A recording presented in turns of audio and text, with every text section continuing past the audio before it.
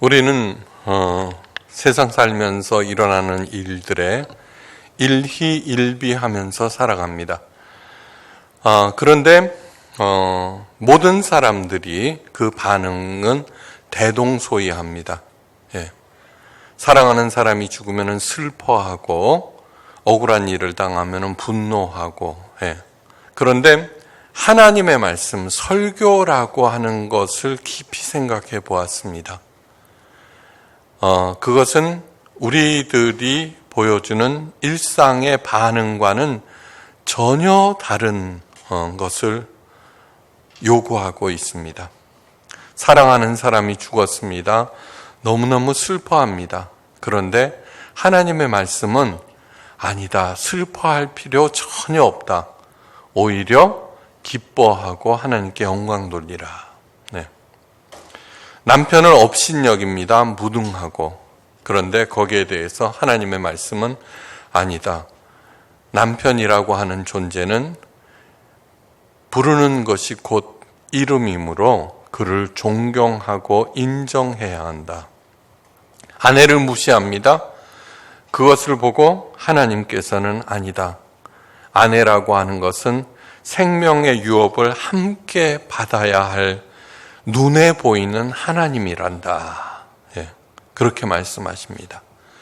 그렇게 하나님의 말씀에 순종해서 올바로 반응할 때 하나님의 복과 하나님의 은혜를 향유할 수 있게 되고 그의 삶은 점점 빈 껍데기에서 알찬 알곡으로 변화되어 가는 것입니다.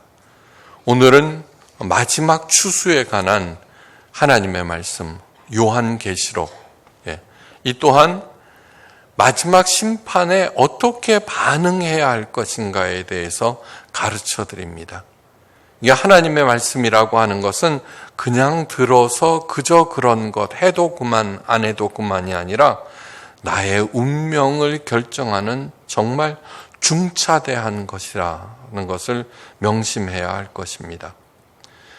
오늘 본문에서는 먼저 곡식 추수의 비유를 그리스도께서 성도들을 구원하시는 장면으로 또한 포도송이 수확을 통하여 불신자들에게 임할 심판의 진노를 묘사하는 것으로 채워져 있습니다.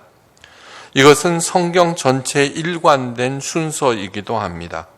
하나님께서는 하나님의 뜻을 말씀으로 전하셔서 그 말씀을 믿고 순종하는 사람들을 먼저 구별하시고 구원하시고 이어서 많은 기회를 통해서 불신자들에게 하나님의 뜻을 통하여 회개를 촉구하십니다. 그리고는 마지막으로 심판을 행하십니다. 예수님께서 공생의 기간 중에 이미 곡식과 가라지의 비유를 통해서 그때를 말씀해 주셨습니다. 마태복음 13장 24절 이하의 말씀, 천국은 좋은 씨를 제 밭에 뿌린 사람과 같으니 사람들이 잘 때 그 원수가 와서 곡식 가운데 가라지를 덧뿌리고 갔더니 싹이 나고 결실할 때 가라지도 보이거늘 집주인의 종들이 와서 말하되 주여 밭에 좋은 씨를 뿌리지 아니하였나이까? 그런데 가라지가 어디서 생겼나이까? 주인이 이르되 원수가 이렇게 하였구나. 종들이 말하되 그러면 우리가 가서 이것을 뽑기를 원하나이까? 주인이 이르되 가만두어라. 가라지를 뽑다가 곡식까지 뽑을까 염려하노라. 둘 다 추수 때까지 함께 자라게 두라. 추수 때 내가 추수꾼들에게 말하기를 가라지는 먼저 거두어 불사르게 단으로 묶고 곡식은 모아 내 곳간에 넣으라 하리라. 이런 비유를 들을 때마다 나는 어디에 속하였는가 점검하셔야 합니다. 단순한 얘기가 아니라 하나님의 심판은 진짜로 각 개인의 모든 것들을 결정하는 마지막 순간이기 때문입니다. 그런데 이러한 비유를 들을 때마다 모든 사람들은 자신은 양이고 곡식이라고 생각하지 염소나 가라지라고는 절대로 생각하지 않습니다.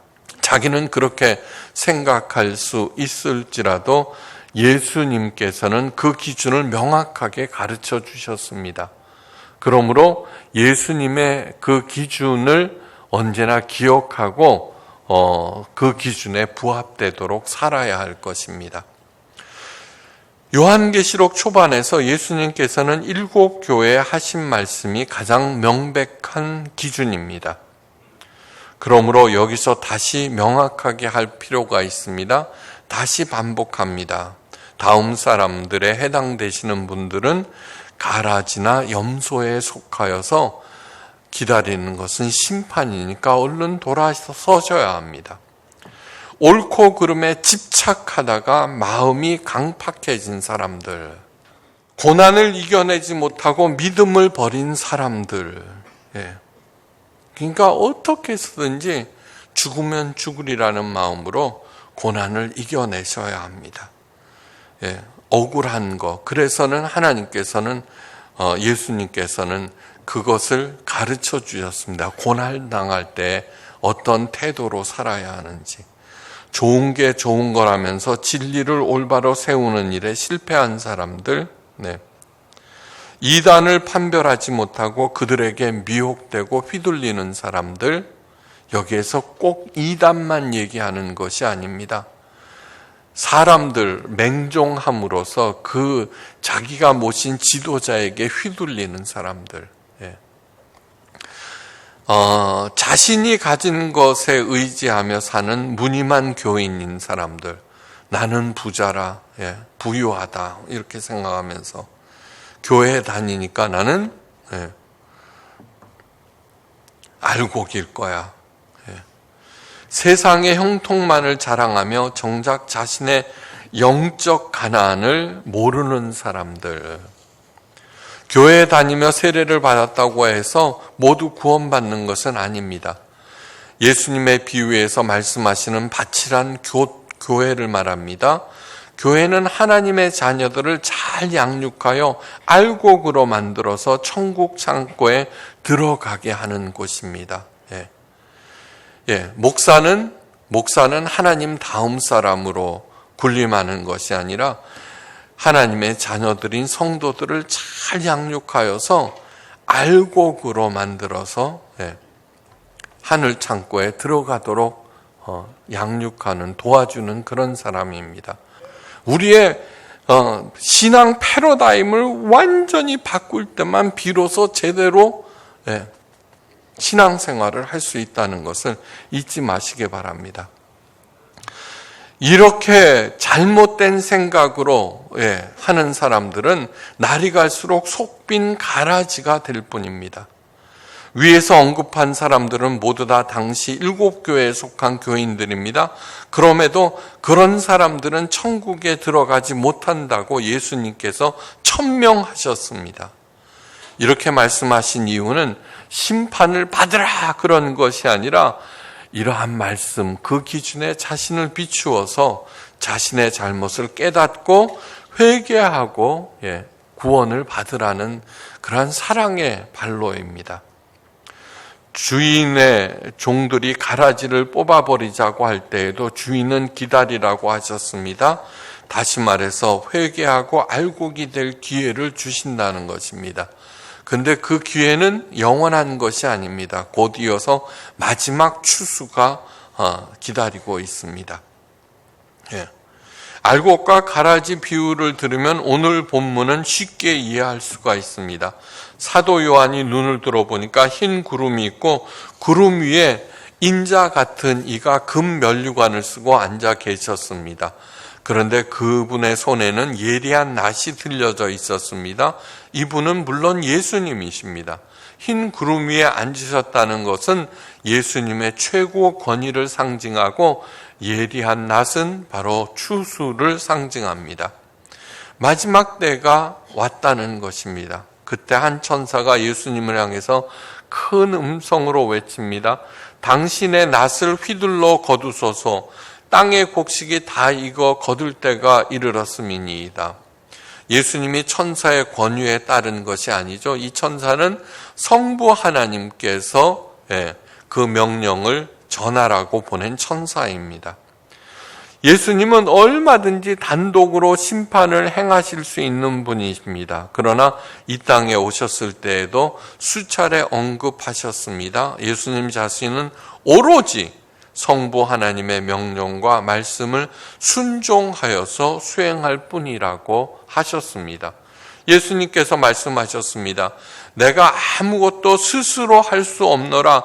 듣는 대로 심판하노니 나는 나의 뜻대로 하려 하지 아니하고 나를 보내신 이의 뜻대로 하려 함으로 내 심판은 의로우니라. 예.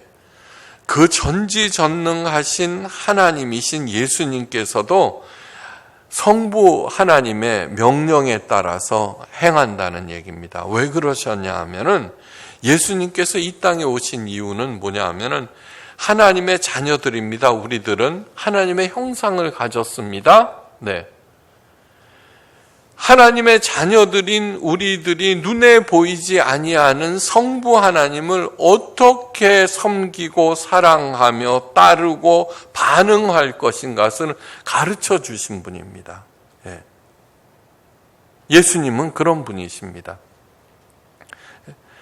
그러므로 왜 그렇게 하느냐? 요한복음에서 말씀하셨더니 예수님의 기쁨이 나에게도 충만케 하려. 그 얘기는 뭐냐 하면은 하나님께서 베푸신 그 모든 만복들을 이 땅에서 누리게 하기 위해서입니다.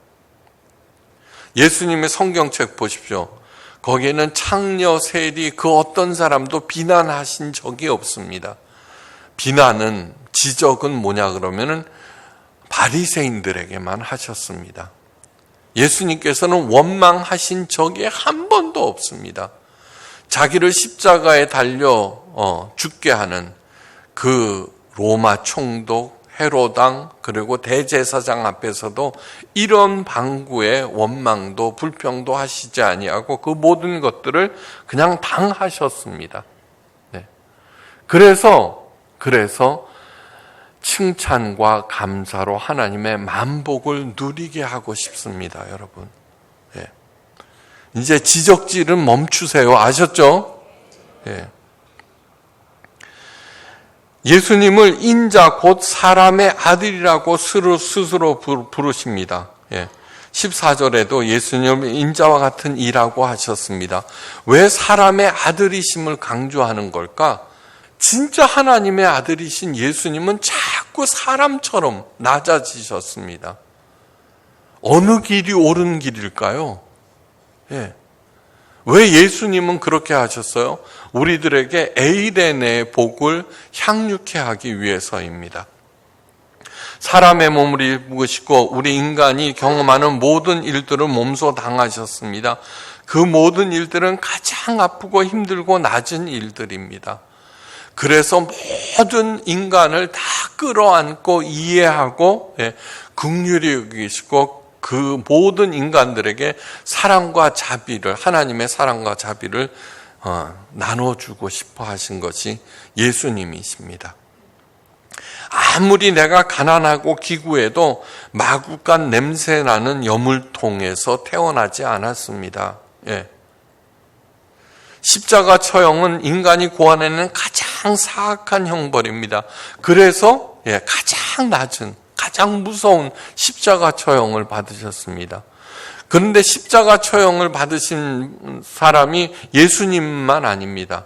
나사렛에서 그 반란이 일어났을 때 로마 당국은 2,000명을 십자가 처형을 시켰습니다. 그런데 예수님의 십자가 그 처형 장면을 잘 연구해 보면은 그 모든 십자가 처형자들보다 한 단계 더 낮아지신 것을 알 수가 있습니다. 그 어마무시한 십자가 처형에서 딱 한 번의 자비가 베풀어지는데 신포도주를 해용, 스폰지 같은데 이렇게 담아갖고 긴 장대로 그 처형자의 입에다가 주는 것입니다. 심한 갈증, 피 흘림 때문에 심한 갈증을 느끼죠. 허겁지겁 먹었습니다. 허겁지겁 더 달라고 그랬습니다. 그러면 한 번 더 주고 이랬는데, 그런데 놀랍게도 성경에는 예수님은 그것을 거부하셨습니다. 네.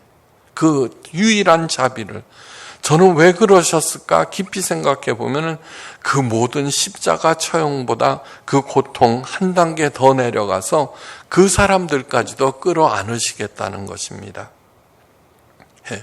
그 모든 일을 다 당하셨기에 우리 누구라도 겪는 힘든 일들을 다 이해하시고 받아들이십니다.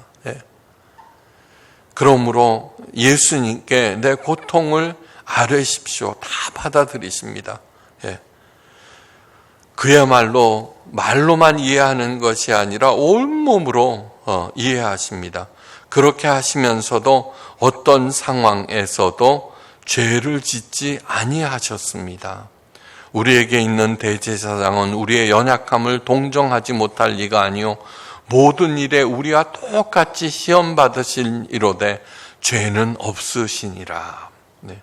이러한 말씀이 뭐냐 그러면은 우리들이 가야 할 길을 제시해 주는 것입니다.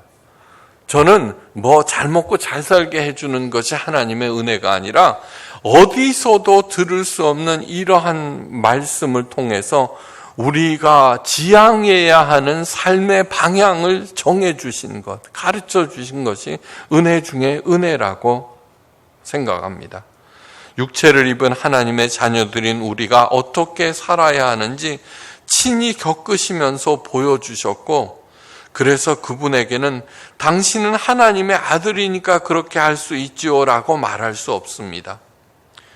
우리 여기 앉아있는 그 어떤 사람도 예수님께서 사람의 아들로 태어나셨을 때의 조건보다도 다 낫습니다. 좋습니다. 또한 그분은 우리가 겪고 있는 아픔에 대해서 왜 너는 그것밖에 안 되니라고 하지 않으셨습니다. 불쌍히 여기셨고 격려해 주셨고 응원해 주셨고 그 사랑에 감복한 사람들을 구원해 주셨습니다. 예수님께서 날카로운 낫으로 알곡들만 골라 추수하셨고, 그리고 생전에 말씀하신 대로 그 알곡들을 하늘 창고에 소중히 보관하십니다. 죽으면 죽으리라는 심정과 예수님에 대한 무한 감사와 성부 하나님에 대한 무한 감사로 어떤 고난도 능히 이기고 모두 알곡으로서 추수하시는 예수님을 흐뭇하게 하시길 간절히 축원합니다. 네. 이어서 다른 천사가 등장하는데 그 역시 예리한 낫을 들었습니다. 그리고 큰 음성이 들렸습니다. 그 음성의 주인공은 불을 다스리는 천사. 내 예리한 낫을 휘둘러 땅에 포도송이를 거두라. 그 포도가 익었느니라. 곡식과 포도주를 추수한다고 합니다. 불을 다스리는 천사는 곧 악인들이 가는 지옥불을 관장하는 천사. 이를 통해서 포도송이 수확 역시 악인들에 대한 심판임을 알아야 합니다. 왜냐하면 성경에는요, 포도는 언제나 좋은 의미로만 사용되었거든요. 그게 잘못 읽으면 헷갈릴 수가 있습니다. 여기서는 악인들을 의미합니다. 그런데 이 개념은 요엘서에서 나왔습니다. 이상한 것이 아닙니다. 너희는 낫을 쓰라. 곡식이 익었도다. 와서 밟을지어다. 포도주 틀이 가득히 차고 포도주 독이 넘치니, 항아리가 넘치니 그들의 악이 크미로다. 부연 설명이 필요 없는 명백한 구절입니다. 낫을 든 천사가 불을 다스리는 천사의 음성을 듣고 그대로 시행합니다. 천사가 낫을 땅에 휘둘러 땅에 포도를 거두어 하나님의 진노의 큰 포도주를 틀에 던짐에 성 밖에 그 틀이 밟히니 틀에서 피가 나서 말 굴레까지 닿았고 1600 스타디온에 퍼졌더라. 이 광경 역시 이사야서에서 이미 언급된 것입니다. 희한한 그런 구절이 아닙니다. 내가 노함을 인하여 만인을 밟았으며 내가 분함을 인하여 그들을 취하게 하고 그들의 선혈로 땅에 쏟아지게 하였느니라. 이러한 광경은 마지막 심판이 얼마나 무섭고 맹렬하게 진행되는지를 시사해 줍니다. 먼저 포도주 틀에 던져진 포도 알갱이들은 사정없이 짓밟힙니다. 그런데 포도즙이 나오는 것이 아니라 피가 쏟아집니다. 얼마나 많이 나왔는지 포도주 틀을 돌리는 말 굴레까지 올랐다는 것입니다. 이 말은 말이 걸어서 그 연자맷돌을 돌리는 것이 아니라 헤엄을 쳐서 걷는다는 것. 그만큼 악인들의 죄악이 차고 넘쳤다는 얘기입니다. 네. 지난 시간에 말씀드렸습니다. 영광을 창출할 수 있는 존재는 오직 인간밖에는 없습니다. 이게 무엇인가를 이루어내었습니다. 그것을 갖다가 자기 공인양 생각할 때, 자기 이득만을 챙길 때 모두 다 사탄에게 넘어간다는 것. 네. 그래서 사탄이 세상의 모든 권세와 영광을 보여주며 예수님께 한 번만 저라면 저거 다 넣어줄게. 왜냐하면 저것은 내게 넘겨준 것이라고 하였습니다. 우리가 기억해야 될 것은 예수님께서 7교회를 향해서 하신 경고의 말씀, 그에 해당되는 사람들은 가라지로서 이 무시무시한 포도주 틀에 던져진다는 사실을 잊지 말아야 합니다. 사도 요한을 통하여서 이런 광경을 보여주시고 또 전하게 하신 것이 하나님의 큰 사랑입니다. 하나님의 큰 사랑과 은혜는 나를 잘 먹고 잘 살게 하신 그런 것이 아니라 어디서도 들을 수 없는 이러한 생명의 지침을 보여주신 것입니다. 아직 최후의 심판은 일어나지 않았죠. 기회가 있다는 얘기입니다.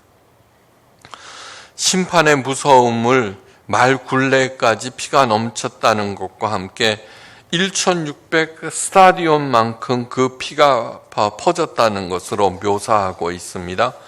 요한계시록의 모든 숫자들은 깊은 의미를 갖고 있다고 누차 말씀드렸습니다. 먼저 스타디온은 185m 정도의 길이입니다. 그냥 측정치로서는 가장 긴 것이다 이렇게 생각하시면 됩니다. 숫자 16,000은 4 곱하기 4 곱하기 1000입니다. 4는 어떻게 돼요? 동서남북. 1은 유일하신 하나님, 2는 증인의 숫자, 3은 하늘 숫자, 4는 땅 숫자. 그래서 3 플러스 4 하면 7이 되죠. 그것을 완전하다. 땅과 하늘이 하나가 될 때 3과 4가 곱해지면 12. 그래서 7과 12. 땅과 하늘이 하나가 될 때 완전해진다라고 하는 것을 표현하고 있습니다. 그러니까 동서남북 4 곱하기 4. 어디 세상을 의미하는 거기에 천은 꽉 찼다는 얘기입니다. 뭘로? 악인들의 피로. 그래서 성경은 사탄을 공중 권세를 잡은 자라고 했습니다. 하나님께서는 사탄에게 요만한 권세도 주지 않으셨습니다. 그런데 우리 인간들, 하나님의 자녀들인 우리들이 엉뚱한 것에 절하고 그렇게 함으로써 우리들이 만들어낸 모든 것들이 다 사탄에게 넘어갔습니다.